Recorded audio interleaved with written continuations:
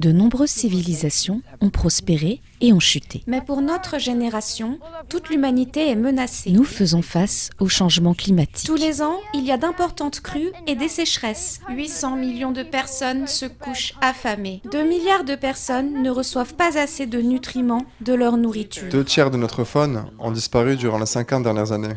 Mais il y a quelque chose que l'on peut faire. Il y a une solution à tous ces problèmes. Et elle se trouve ici, sous nos pieds. Des sols en bonne santé peuvent servir de solution au changement climatique, aux inondations, aux sécheresses, aux pénuries de nourriture, au déclin de la faune et de la flore, et plus encore. Mais tout d'abord, qu'est-ce qui fait la santé des sols? Ce ne sont pas juste les vers de terre, les fourmis et les blaireaux qui vivent dans les sols. Des sols en bonne santé sont grouillants de vie microscopique. Une cuillerée de sol contient plus de micro-organismes qu'il n'y a d'êtres vivants sur la planète. Des milliers de variétés de nématodes, de champignons, de bactéries et d'autres, chacun ayant un rôle important à jouer dans l'écosystème de nos sols. Certains d'entre eux décomposent la matière organique, comme les feuilles mortes et les déchets d'animaux. Cela apporte de la nourriture aux plantes et aux autres créatures. D'autres décomposent les minéraux et les particules de sable. Ça fournit aux plantes les éléments nutritifs dont elles ont besoin et par conséquent dont nous avons besoin. Ces petites créatures des sols sont essentielles à la vie sur cette planète. En effet, sans ces créatures, les sols deviendraient du sable. Les sols sont notre vie. La nourriture provient des sols, les vêtements proviennent des sols et les livres. Mais partout dans le monde, nos sols sont en train de mourir. Un indicateur de la santé des sols, ce sont les vers de terre. Au Royaume-Uni, 3 champs sur 7 ont une population basse de vers de terre. C'est beaucoup de sols en mauvaise santé. Actuellement, en Europe, 2/3 des sols sont en mauvaise santé. Une autre méthode pour mesurer la santé des sols, c'est par la quantité de matière organique. Ici, en Italie, c'est plutôt mauvais. Les sols en Italie ne contiennent que 1,2% de matière organique. Il faut au moins de 3 à 6% pour que des sols soient considérés en bonne santé. Et moins de 1% veut dire que les sols sont essentiellement des déserts. En Inde, près des 2/3 des sols contiennent moins de 0,5% de matière organique. Un autre indicateur de la santé des sols, c'est la profondeur de la couche cultivable. La couche cultivable est la surface des sols où se trouve la majorité de la vie. Ici aux États-Unis, on a perdu 50% de notre couche cultivable. Un autre indicateur de la santé des sols est la désertification. Ça veut dire que la terre devient un désert.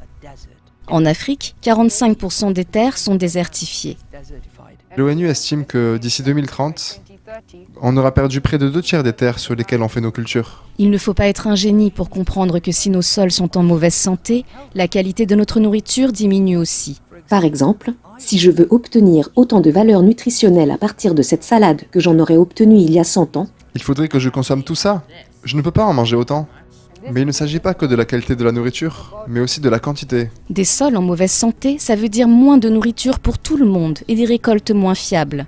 Il s'agit du changement climatique. Des sols en bonne santé sont d'énormes puits de carbone. Un puits de carbone est quelque chose qui absorbe du carbone et le stocke pour une longue période.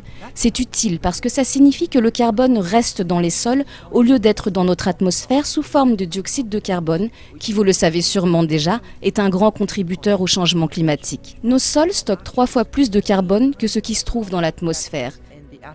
Mais des sols en mauvaise santé perdent du carbone et contribuent au changement climatique au lieu d'être une solution. Et des sols en mauvaise santé ne stockent pas l'eau. Par conséquent, quand il pleut, l'eau ne pénètre pas dans les sols et on a des inondations. Et une fois l'inondation terminée, on a des sécheresses.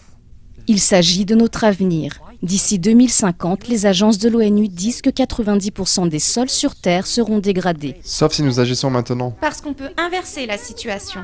C'est possible de rétablir la santé de nos sols si on en prend soin. On peut faire notre agriculture de façon à rendre nos sols en meilleure santé. En ajoutant de la matière organique au sol et en créant des conditions où la vie des sols peut prospérer, on peut faire des sols une solution, où les sols peuvent stocker l'eau et nous éviter les inondations et les sécheresses, où les sols nous aident à réduire les émissions de gaz à effet de serre au lieu d'en être un contributeur, où les sols soutiennent le développement de notre faune. On doit s'assurer que cela ait lieu. Ça veut dire s'assurer que tout le monde connaisse la situation. Parce que nous ne sommes pas des représentants du gouvernement, des politiciens ou des agriculteurs. Mais nous avons une voix.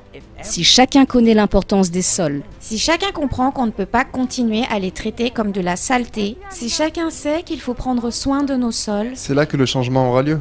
il s'agit de notre avenir. et les sols sont notre solution. Faisons de l'art inspiré des sols. Écrivons des poèmes sur les On sols. peut aussi adresser des lettres à nos représentants élus. On peut utiliser nos voix et notre créativité pour amener les sols au sommet de l'agenda mondial. À nous À de nous jouer. de jouer.